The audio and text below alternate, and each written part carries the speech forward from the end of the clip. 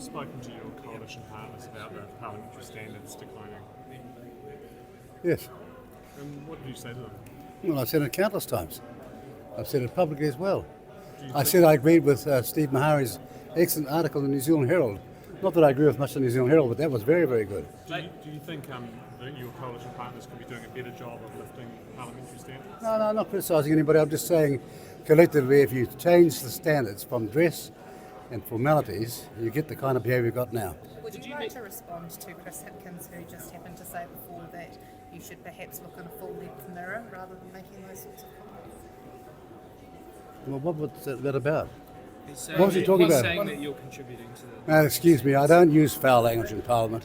If you can't take humour, if you can't understand that a raging political debate requires emotional language, but there is a standard that in the past we always accepted, and I've never deviated from that, and never got to the business of swearing and cursing and using the kind of language that's in Parliament now. Hang on, one at a time.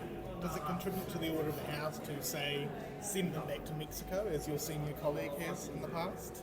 I didn't say that, so why didn't you ask him? He's a member of your caucus, you're the leader. Yeah, well, he realises he should have not have said that in terms of the plurality.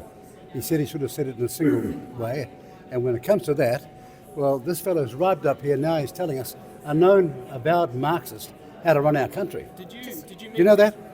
That's what he's pleased to be. Did you meet with the Australian ambassador this morning? No. Are you sure?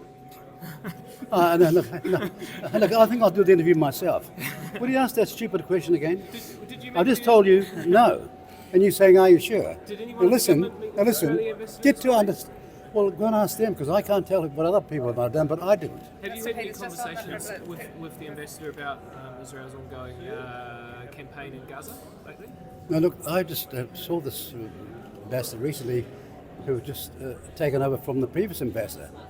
The person just arrived and had the first introductory meeting with me. It was on the issue of their arrival, their welcome, and how we're going to work together as a country. So no, we didn't have that in-depth discussion, no. When was that And, meeting? how long ago? About 10 days ago?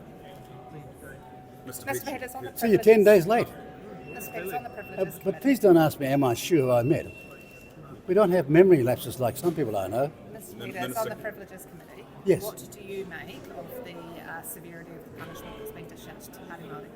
Party Māori has treated the whole process with utter contempt. And they broke all the rules at the committee. They wouldn't turn up as well. They wouldn't give an account for themselves, in contrast to Pena Heno, for example. And then they're going to have their own hearing. And they got a clear message that we're not going to accept that. And that's what they're going to be facing. Does Parliament need more tikanga in it? Is Parliament unfriendly to Well, tikanga? you know, every iwi, and within some iwi, have multi-tikanga processes. Which one do you think we should adapt now? Ngāpui, Tainui, South Island? Right? What do you think we should do? Now, when you get it that way, it sounds actually ridiculous. On the Anything else you wanna know? On the regulatory standards, probably asking the obvious, New Zealand First is fully supportive of Mr. Seymour's bill, given it's gone through Cabinet, the detailed proposal. No, put it this way. It is a work in progress still, substantially. Have you sought changes to be made due to your Yes. party's concerns? Can you elaborate on those? No, I'll let you know in due course So is as the- those changes are made. Will the bill be introduced into the House this month, as was previously expected? Look, I can't tell you that. You better ask Chris Bishop. It'll have to... Oh, by the way, yesterday the Prime Minister had 4 questions. How many has the Prime Minister got today? How come you guys got far more questions than these guys inside? I'm going to this House, acting as the Prime Minister, and no questions at all. Well, you could just stay here for question time. Hey? Just disappointing for you. No, not disappointing for me. It's someone tells you something, doesn't it?